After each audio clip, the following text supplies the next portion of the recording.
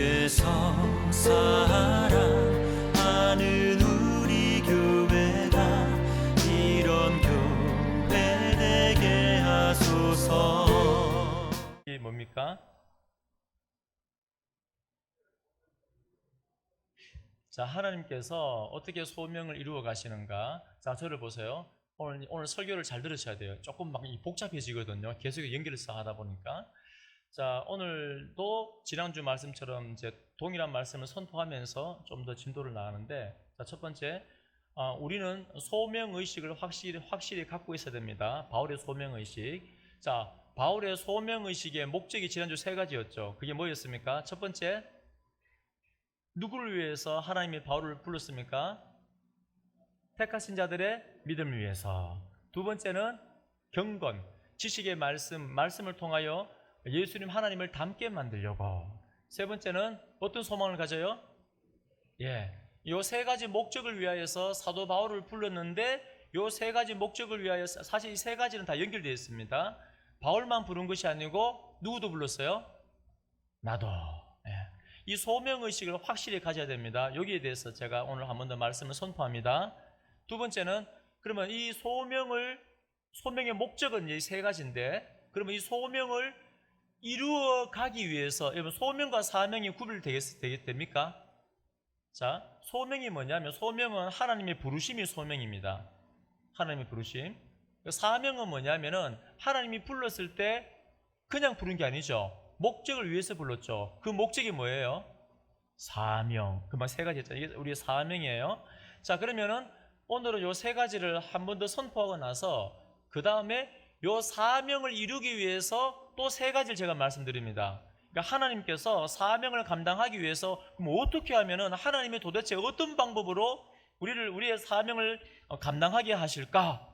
여러분, 언젠가 우리가 주님 앞에 서야 되잖아요. 이번 주도 장례가 있었고, 우리가 참 여러분, 장례 예배는 무조건 참여하십시오. 그게 참 은혜가 돼요. 성경도 잔치 가지 말고 장례를 더 많이 가라 합니다. 왜요? 장례에 가면은 자꾸 뭘 배워요? 인생의 본질을 알게 됩니다. 나도 좀 있으면 저 관 속에 들어가야 돼. 나도 이제 불 속에 들어가면은 요만큼 재로 남아 끝.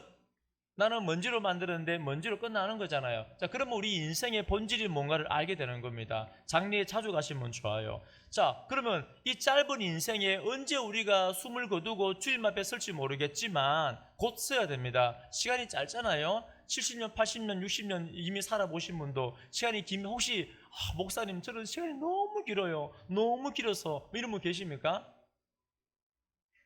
우울하면 그럴 수도 있어요. 보편적으로는 이 지나간 이 시간 몇십 년은 앞에 남아있는 1분보다 더 짧습니다. 짧아요. 그럼 우리가 하나님 앞에 서야 되는데, 설 때 주님 앞에 드릴 열매가 있어야 되잖아요. 너 뭐 하다 왔어? 그 열매가 뭐냐면은 사명입니다. 사명. 그러면 하나님이 우리를 부르기만 부르놓고는 네가 알아서 해, 집에 던져놓지 않습니다. 사명을 감당하기 위해서 힘과 능력을 대해주시는데, 오늘 디도서에서는 이 세 가지 방법을 통해서 사명을 감당하게 하시는데, 오늘은 한 가지만 합니다. 너무 공부를 많이 하면은, 말씀을 많이 들으면 헷갈리니까. 그럼 다음 주, 그 다음 주 이어서 할 거예요. 자, 다시 정리합니다. 우리의 소명, 하나님의 나를 부르셨는데 몇 가지 목적요?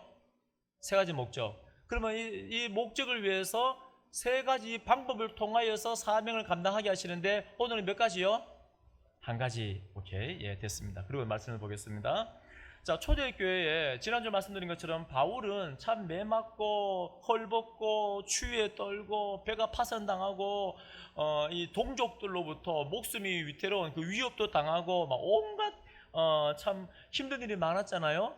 바울만 그런 게 아니에요. 초대교회 성도님들이 다 힘들었습니다. 초대교회 성도님들은 사자밥이 되기도 하고요. 막 사자에 물을 뜯겨서 죽기도 하고, 불에 타서 죽기도 하고, 목이 잘리기도 하고, 바울처럼 수많은 환난과 고난이 있었고, 여러분 카타콤 보여주죠. 카타콤. 저는 가보지는 않았지만 이 사진을 보고 카타콤에 대한 이 글을 쭉 읽어보면은 몇십 미터, 몇 킬로 돼요. 몇 킬로. 그 카타콤의 길이가 땅 속에 땅을 파고, 거기는 지중해 연안은 이게 모래처럼 이렇게 되게 물러요. 그러니까 손으로 파도 팔 수 있고, 조그만 도구가 있으면 땅 파기 되게 좋아요. 근데 이 땅 속에 들어가면 땅이 이게 몇십 킬로 돼 있기 때문에 로마 군인들이 잡으러 함부로 못 들어와요. 들어오면은 길을 잃고 죽어버립니다. 근데 왜 초대교회 성도님들이 이 좋은 햇빛을 보고 좋게 살면, 행복하게 살면 되는데 왜 카타콤에 들어갔습니까? 그만큼 힘들고 고통스러운 거예요. 거기 안에서 태어난 사람도 있고, 그 햇빛을 못 보니까는 수명이 되게 짧아요, 초대교회 성도들이. 그럼에도 불구하고 밤에 또 나와서 복음을 전하는 거예요. 대단하지 않습니까?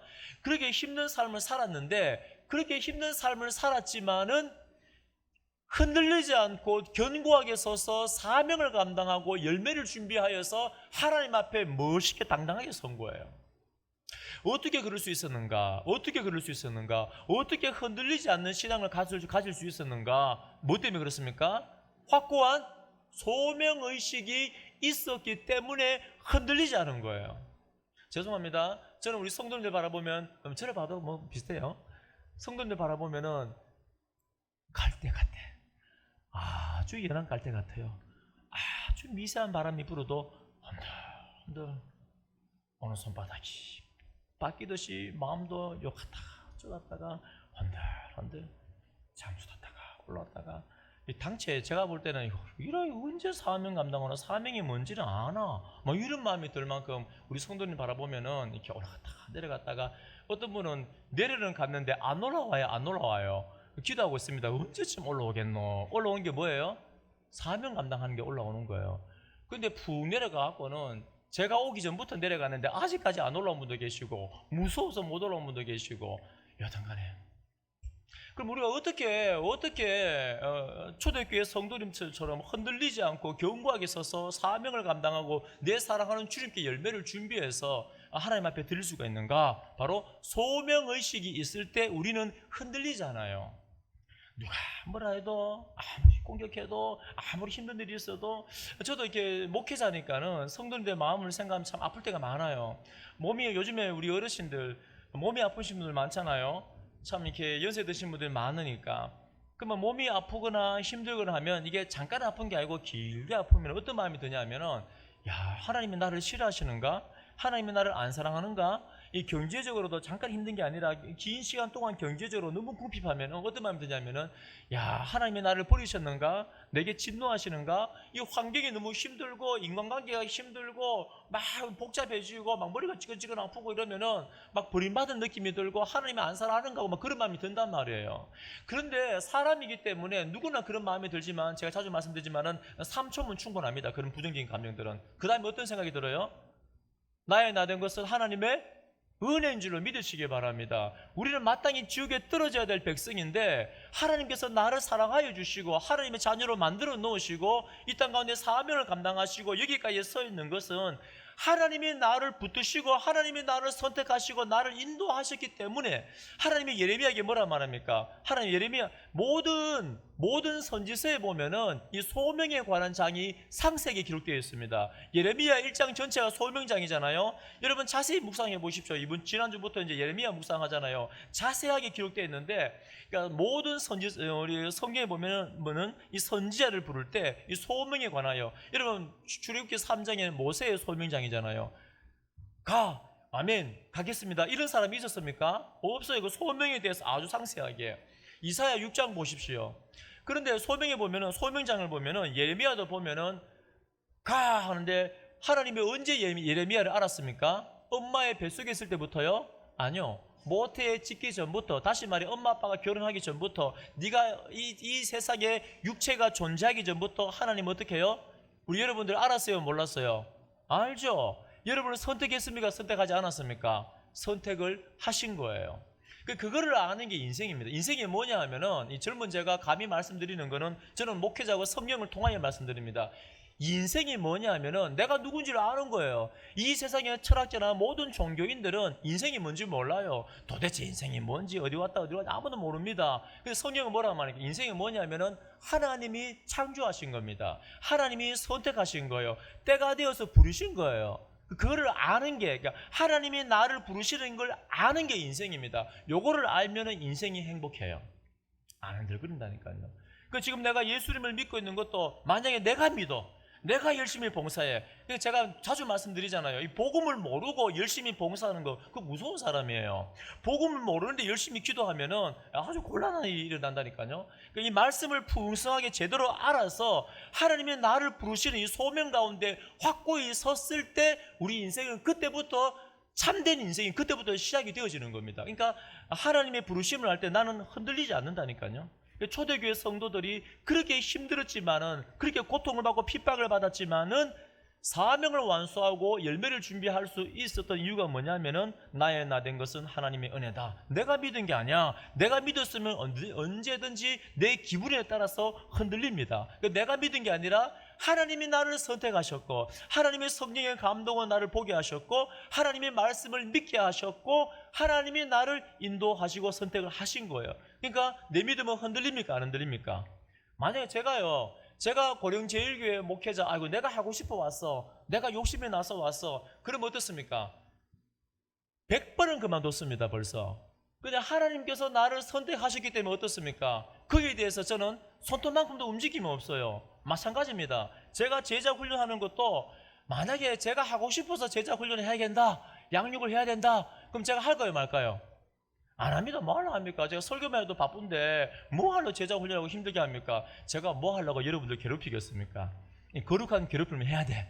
제가 뭐 하려고 괴롭히겠습니까? 안 하면 제일 좋죠. 뭐든 간에 안 하면 좋아. 육신은 편하면 좋은 거예요. 그런데 하나님이 부르셨기 때문에 여러분들이 아무리 돌을 던져도 제가 양육할까 안 할까요?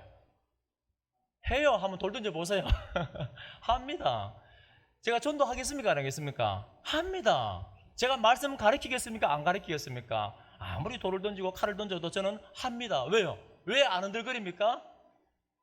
내가 하는 게 아니라 하나님이 이거 하라고 부르셨기 때문에 이게 내가 사는 인생의 목적이에요. 그럼 저만 그렇습니까? 바울만 그렇습니까? 아니에요. 우리 모든 성도님들이 하나님이 선택하고 하나님이 부르신 줄로 믿으시기 바랍니다. 그 소명의식을 확고히 가질 때 그때부터 참된 행복이 시작이 되어져요. 그때부터 우리 삶은 흔들리지 않는 겁니다. 그래서 바울은 항상 바울 서신서 보면은 하나님에 의해서 나 바울, 사도된 나 바울은 이걸 늘 강조합니다. 늘 강조해요.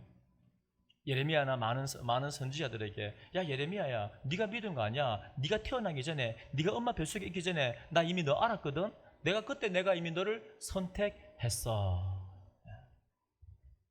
그럼 이 세 가지 목적을 가지고 우리를 하나님께서 바울을 부른 것처럼 우리를 불렀습니다. 이 세 가지 목적은 사실은 다 똑같은 거예요. 다 연결되어지는데 첫 번째가 뭐였습니까? 1번, 지난주 적어놓으셨죠? 선택하신 자의 믿음을 위하여서. 지난주 적어놓으셨죠? 성경책에다가. 1번, 안 해놓으신 분은 오늘 해놓으십시오. 1절에 보시면은 나 바울이 사도된 것은 1번, 하나님이 택하신 자들의 믿음을 위하여서. 1번. 자, 우리가 왜 부름받았는가? 여러분, 선택받은 백성이 바로 구원받을 만한 믿음이 있습니까? 없습니까? 없어요. 여러분이 하나님의 방법입니다. 여러분들이 열심히 예수님께서 명령하신 것처럼 내가 분부한 모든 것을 가르침을 받아 또 가르쳐. 그러니까 하나님이 택하신 자들이 주님께로 옵니다. 근데 바로 믿음이 자라요, 안 자라요? 안 자랍니다. 여러분, 제 설교가 쉽습니까? 어렵습니까? 지금은 좀 들리죠? 지금도 안 들리시는 분은 아직 믿음이 안 자란 거예요. 한 5년, 10년만 더 꾸준히 다니시고 성경 열심히 읽으시면 들립니다. 그러니까 뭐냐면은 선택받은 백성이 저절로 믿음이 자랍니까? 안 자랍니까?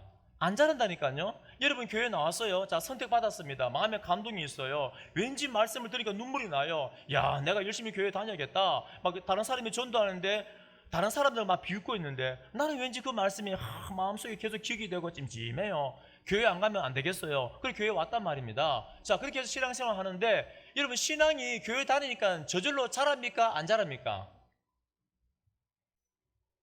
절대 신앙은 저절로 안 자라요. 저절로 신앙이 성장할 것 같으면은 하나님이 가르쳐 지키게 하라는 말씀도 안 했을 거고 사도 바울을 불렀겠습니까? 안 불렀겠습니까? 안 불렀어요. 왜요? 저절로 신앙을 잘할 것 같으면 가만 놔두면 되지. 저도 마찬가지입니다. 여러분 신앙이 저절로 막 성장할 것 같으면은 얼마나 편해요. 제가 할 게 없잖아. 저는 설교만 준비하면 되잖아요. 저는 그렇게 됐으면 좋겠어요. 막 여러분 교회만 나오면 신앙이 막 저절로 자라고 막 알아서 봉사하고 막 알아서 막 성경 암송하고 성경 공부하고 막 알아서 막 신앙 다 자라면 얼마나 제가 편리하겠습니까? 목회자가. 사도 바울이 얼마나 편리하겠어요. 근데 하나님이 사도 바울을 부른 목적이 뭐라고요? 택하신 자들의 믿음을 위하여서. 그러니까 택하신 자들의 믿음이 저절로 자라는 게 아니고, 바울아 네가 내게 말씀을 배웠잖아. 분부한 모든 말씀을 네가 가르쳐 지키게 해. 그겁니다. 그러니까 여러분들을 통하여서 택하신 자들이 구원을 얻는 믿음으로까지 나아가게 하기 위해서 여러분들 부르신 거예요. 자, 그렇다면은 여러분 우리 삶을 돌아보십시오. 지금 여러분들 내 삶을 돌아볼 때 내가 얼마나 택하신 자들의 믿음을 위하여서 헌신을 하였는가. 한 몇 명 정도 내가 복음을 전하여서 가르쳐서 이 택하신 자가 구원 얻을 만한 믿음을 가지게 되었는가. 혹시 기억이 있습니까? 추억이 있습니까? 앞으로 많아지기를 축원드립니다. 그게 우리가 부름받은 목적이잖아요. 여러분, 자, 제가 옛날에 신앙생활 틀렸거나 잘못됐다는 게 아닙니다. 잘 하셨습니다. 그러니까 여기 앉아 계시는 거죠. 과거에 했던 게 틀렸다는 게 아니고, 이제부터는 뭐냐면은 내가 살아 숨 쉬는 동안에 내가 할 일이 뭐예요? 내가 왜 구원받았습니까?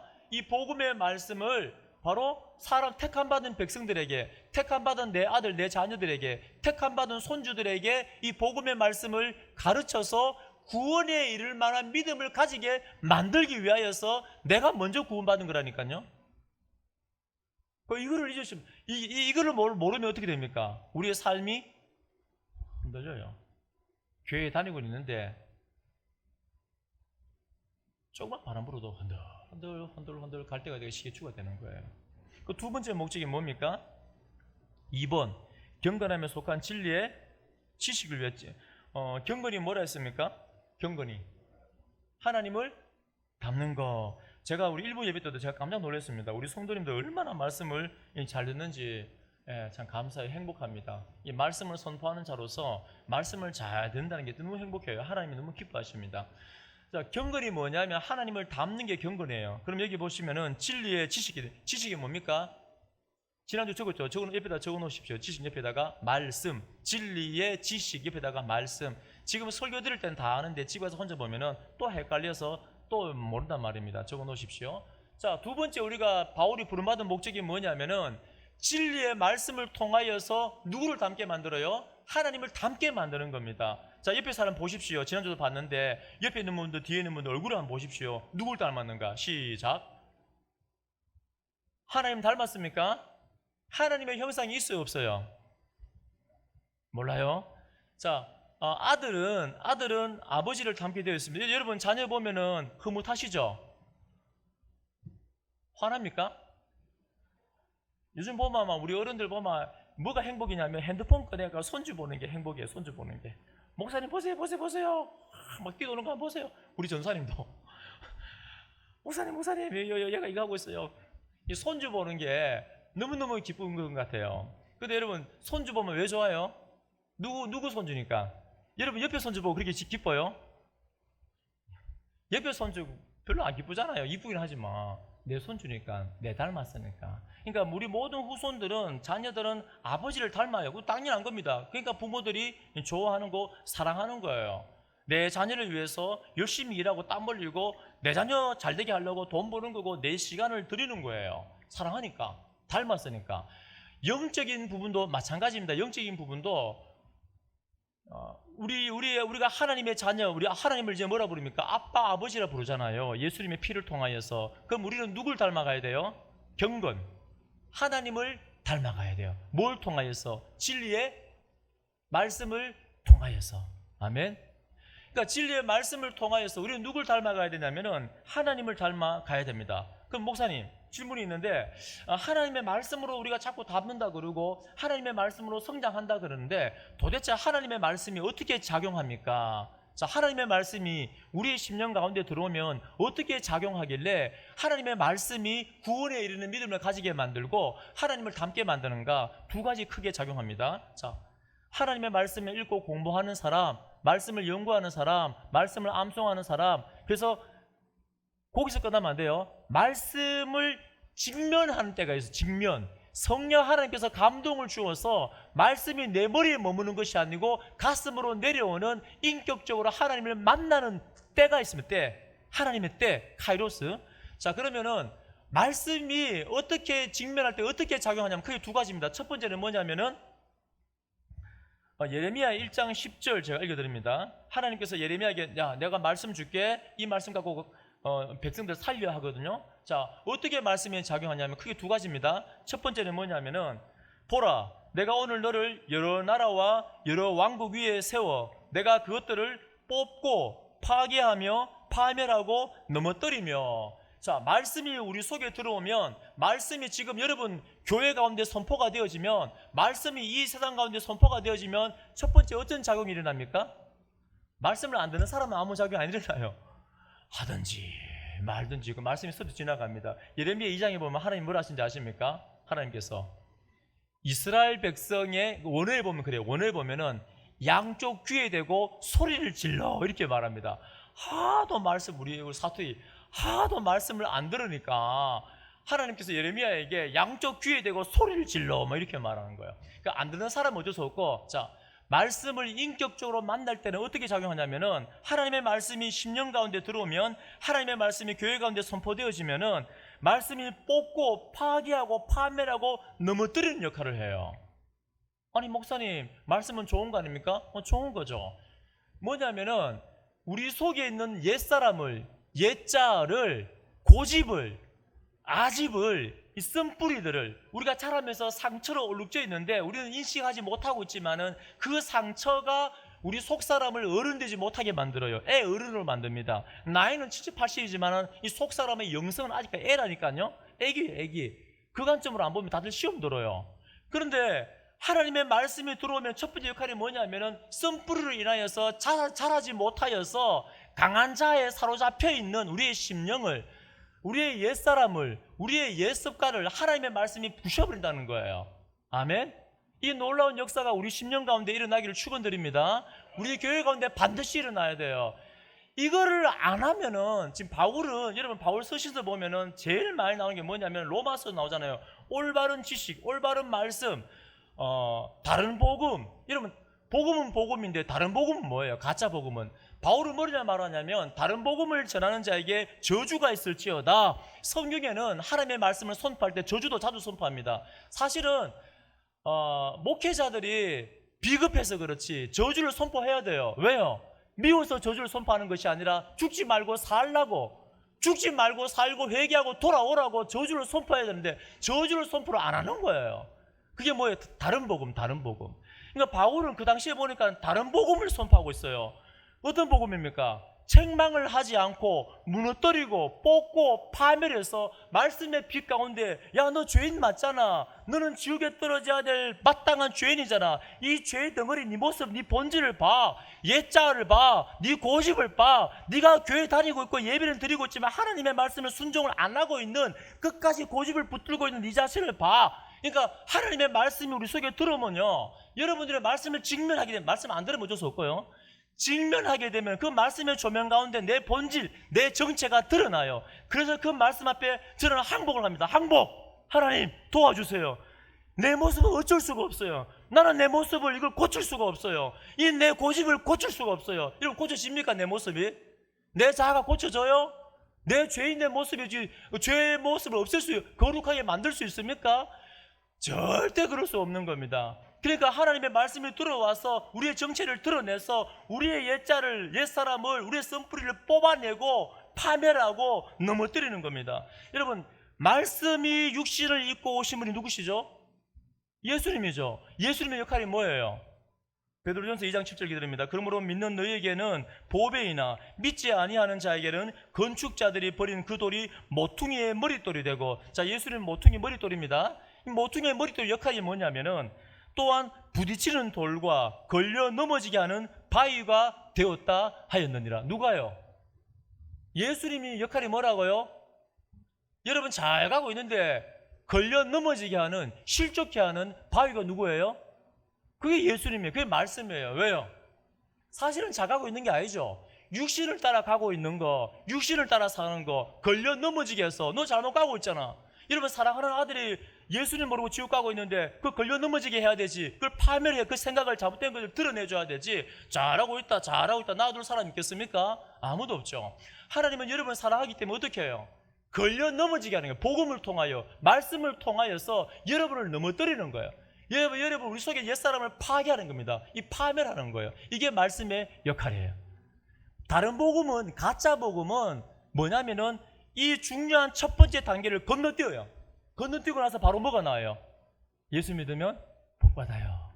예수 믿으면 천국 가요. 말은 맞아요. 맞는데 파멸하는, 죽어야지 부활이 있는데 죽으면 얘기하지 않고 십자가 지고 나를 따라오라는 것을 말하지 않고 좁은 길을 말하지 않고 영생만 말하면은 안 죽었는데 부활해요, 안 해요?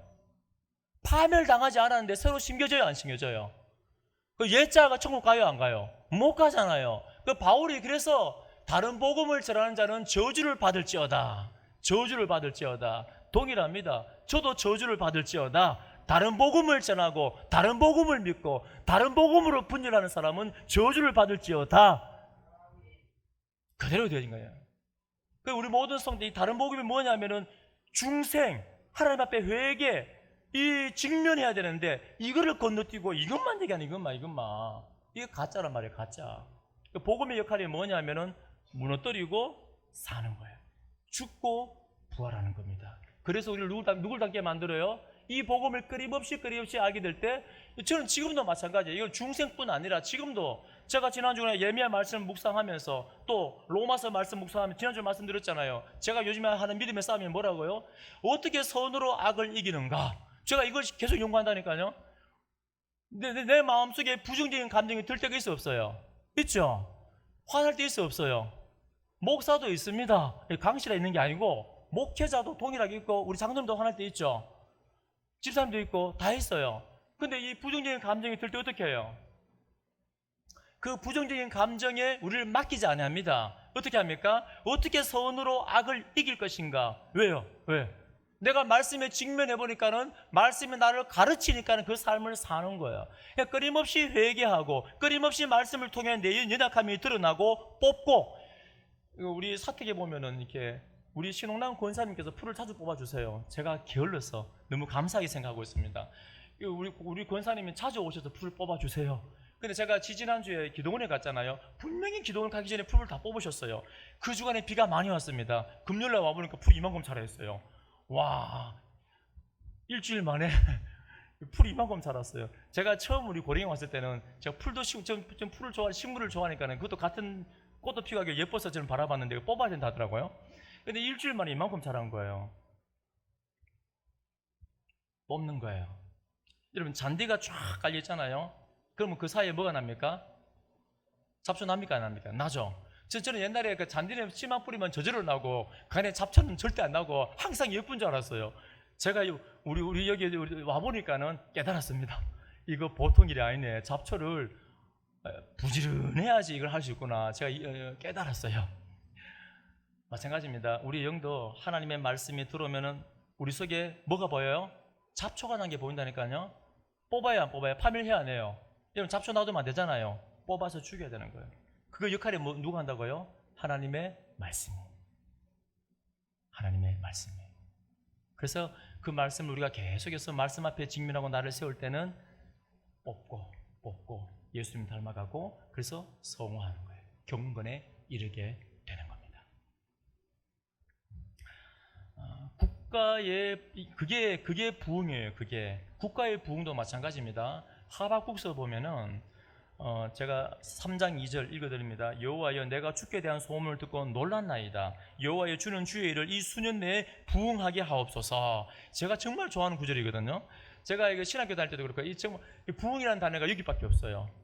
그러니까 제가 지난주에 말씀드렸지만은 저는 진짜 천국 가기 전에 부흥을 경험해봤으면 좋겠습니다.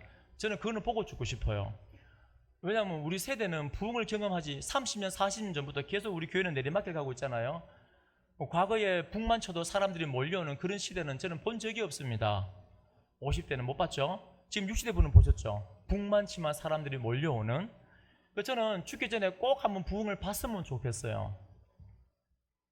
이 구절을 좋아하는데 처음에는 뭣도 모르고 좋아했는데 가만히 읽어보니까는 자, 말씀을 통하여 부흥이 뭐냐면 금방 제가 말씀드린 그대로입니다. 수년 내에 부흥케 하옵소서 해놓고는 뭐라 말씀하냐면은 이 수년 내에 나타내시옵소서, 진노 중이라도 긍휼을 잊지 마옵소서. 아니, 하박국 선지자가 부흥하게 해주세요 해놓고 그 다음에 나오는 말이 뭐예요? 진노 가운데 긍휼을 주세요. 이게 무슨 말입니까? 부흥이 뭐예요? 부흥이 말씀을 통하여서 부흥이 뭐예요? 16절 읽어드립니다. 내가 들었으므로 내 창자가 흔들렸고 그 목소리로 말미암아 내 입술이 떨렸도다. 무리가 우리를 치러 올라오는 환난 날을 내가 기다림으로 썩이는 것이 내 뼈에 들어왔으며 내 몸은 내 처에서 떨리는도다. 하박국 선지자가 깨달았습니다. 부흥케 하옵소서. 부흥이 뭔지 깨달았습니다. 뭐냐면은 하나님의 진노를 받아서 바벨론을 통하여서 이스라엘을 진멸하는 거, 이스라엘을 심판하는 거, 뽑고 파멸하고 넘어뜨리는 거예요. 그러니까 얼마나 마음이 두렵습니까? 너무 무서워서 벌벌벌 떨고 있는데 그럼에도 불구하고 뭐라고 고백합니까? 환난 날을 내가 기다림으로. 이상하잖아요. 아니, 바벨론이 쳐들어와서 내가 죽을지도 모르는데 그 환난을 왜 기다려요? 뭐냐면 하나님의 말씀이 선포가 되어지면은 심판은 있지만은 그 심판은 죽이기 위한 심판이 아니고 어떤 심판입니까? 심기 위해서, 견고하게 세우기 위해서, 부흥을 위해서 준비하는 겁니다. 그러니까 하나님의 말씀이 선포되어지니까 이제 북방 바벨론을 통하여서 쳐들어오는 거예요. 그런데 그래서 이 하박국 선지자가 수년 내에 부흥하게 하옵소서, 그러나 진노 가운데 긍휼을 베풀어 주세요. 그때 하박국 2장 4절에 뭐라 합니까? 오직 하나님이 뭐라고 말씀 줍니까? 오직, 따라합니다. 오직 의인은 믿음으로 말미암아 살리라. 아멘. 그러니까 하나님의 진노의 가운데 하나님의 말씀을 통하여서 뽑히고 파멸되고 넘어뜨리는 그 과정 가운데 있다 할지라도 하나님의 백성 의인은 어떻게 삽니까? 오직 믿음으로 말미암아 살리라. 하박국 선지자야, 걱정하지 마. 바벨론이 쳐들어오더라도 하박국이 나중에 뭐라고 고백합니까? 무화과나무도 없고 포도나무도 없고 감람나무도 없고 양도 없고 소도 없고 아무것도 없고 다 빼앗기겠지만 바벨론에 의해서, 그러나 나는 여호와 하나님 한 분만으로 인해서 즐거워하고 기뻐하겠습니다. 주는 나의 힘이시라. 나의 발을 사슴과 같게 하사 나를 나의 높은 곳으로 다니게 하시리로다. 그러니까 오직 의인은 믿음으로 말미암아 살기 때문에 나를 사슴의 발과 같이 하여서 이 환난 가운데, 이 고난 가운데서도 내게 내 발에 힘을 주어서 높은 곳으로 영광스럽게 다니게 하실 거야. 지금 당장 쳐들어오면 무섭고 떨리지만 주님 빨리 쳐들어오세요. 수년 내에 부흥케 하옵소서. 그 과정이 끝나고 나면은 하나님께서 완전하게 이스라엘 백성을, 그 나라를, 교회를, 10년 개인을 회복시켜 주시고 부흥을 주시는 거예요. 이게 말씀의 역할입니다. 우리 모든 성도님들도 이 말씀에, 이 생명의 말씀에 직면하는 놀라운 역사가 일어나기를 축원드립니다. 무서워할 필요 없어요. 진실하게 그 말씀에 직면하십시오. 오직 의인은 믿음으로 말미암아 살리라. 꼭 기억하십시오.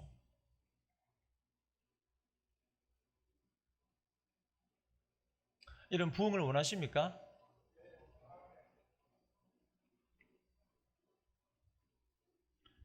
부흥을 원하면은 이 생명의 진리의 말씀 앞에 직면하십시오. 개인의 부흥이 교회의 부흥으로, 나라의 부흥으로 이어지는 것입니다. 그래서 바울은 내가 왜 부름받았는가? 바로 이 말씀을 통하여서 뽑히고 파멸되고 넘어뜨려서 내 안에 심고 견고하게 내 안에 믿음이 세워지고 성전이 세워져서 참된 부흥을 위하여서 나는 부름을 받았다.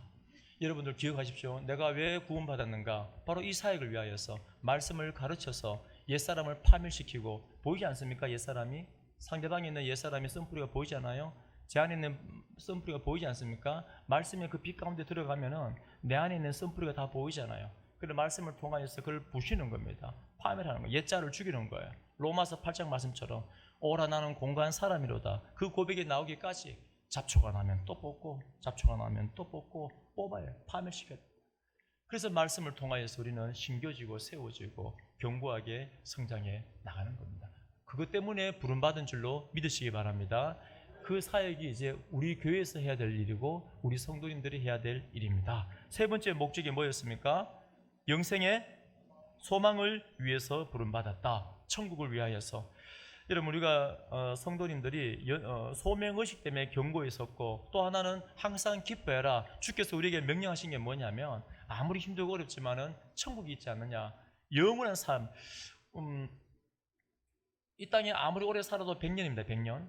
근데 천국의 삶은 이 영혼에 비교하면 이게 100년은 점도 안 돼요. 그럼 이 점도 안 되는 이 인생이 우리의 목적이 아니고 이 영혼이 우리의 목적입니다. 그렇다면 이 영혼의 삶에 초점을 맞추어서 사는 거예요.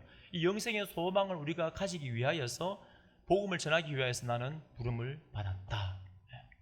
그래서 우리 교회는 영생의 소망이, 그래서 기쁨이, 감사가 넘치는 우리 온 교회가 되기를 축원드립니다. 영생의 소망이 있는 사람은 항상 기뻐요. 감사합니다. 한번 생각해 보십시오. 어떻게 나 같은 사람을 하나님이 죽으실 수가 있고 나 같은 사람이 천국 갈 수 있습니까? 어떻게 내가 우주 만물을 창조하신 하나님한테 아빠 그래 부를 수 있겠습니까? 은혜. 자, 요 세 가지. 자, 그렇다면은 요 소명의 목적 세 가지를 위해서 제가 처음에 말씀드렸죠. 이 세 가지를 감당하기 위해서 세 가지 방식을 사용한다 그랬죠. 힘들어 목사님 그만하면 좋겠어요. 하나만 하고 마칠게요. 하나만.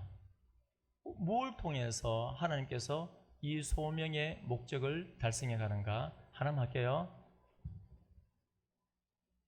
3절 다음 읽겠습니다. 3절 시작.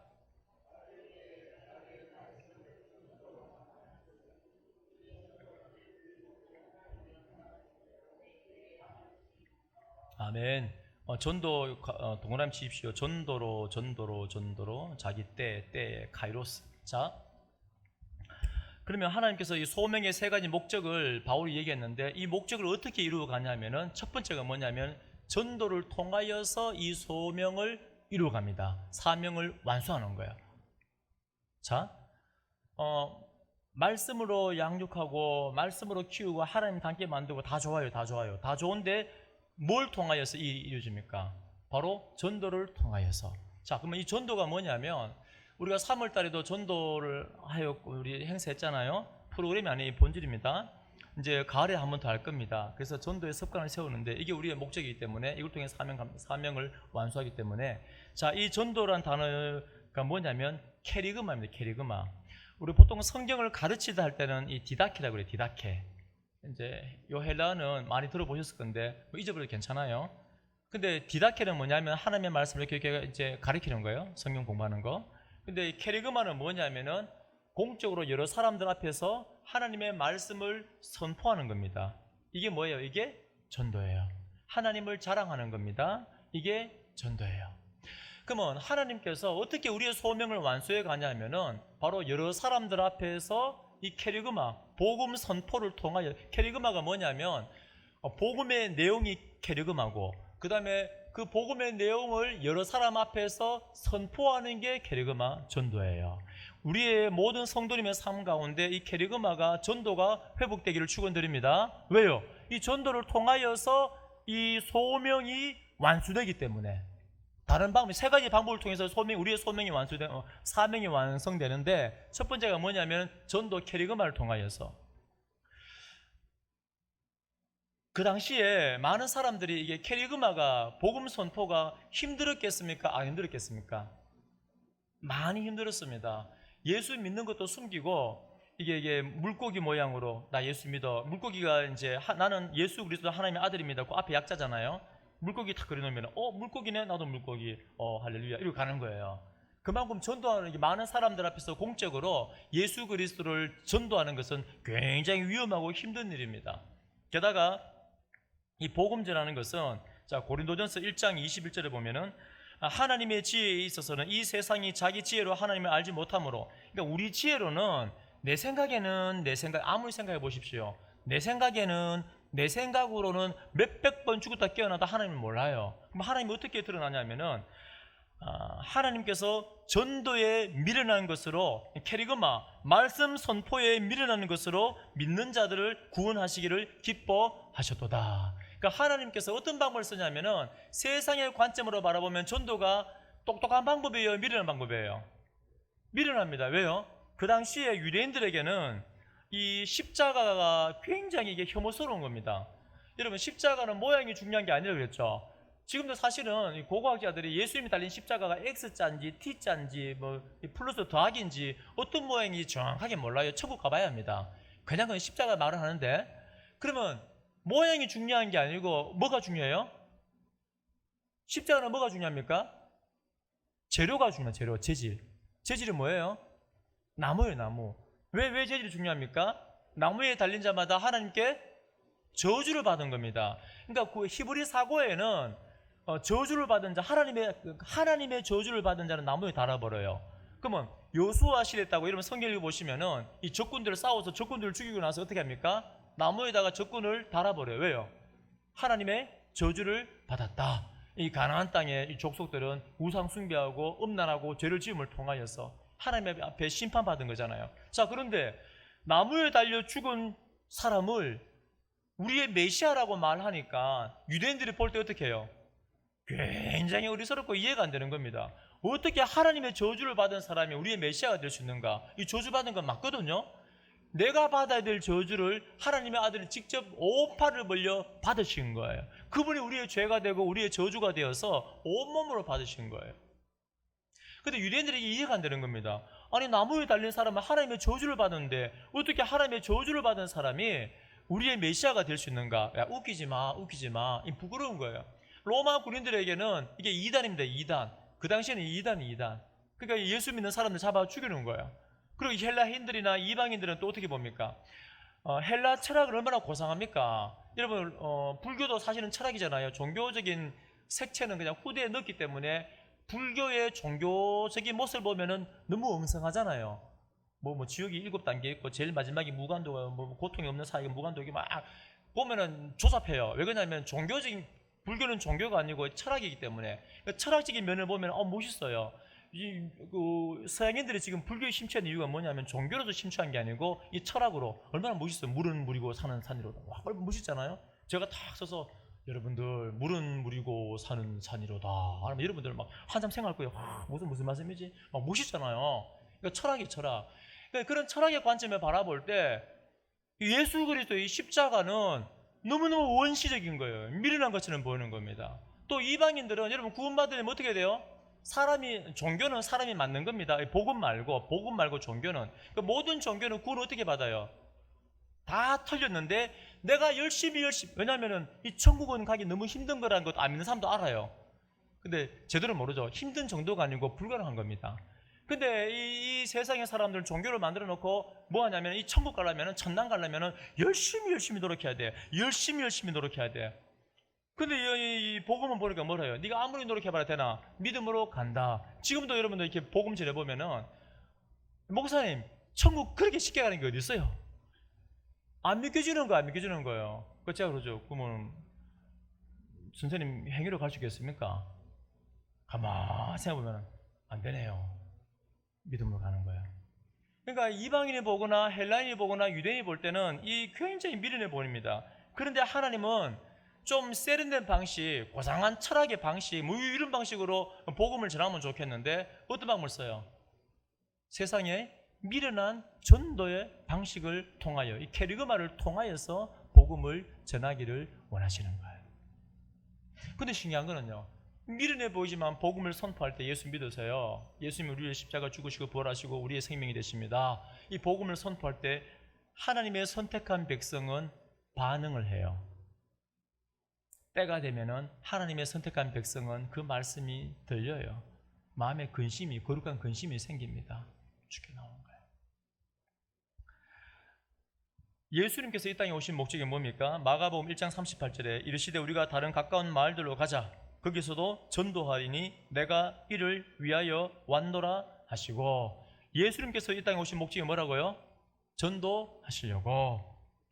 그래서 오늘 바울은 말합니다. 예수님께서 오신 목적도 그렇고 내가 부름받은 목적도 그렇고 자기 때에 자기 말씀을 캐리그마로.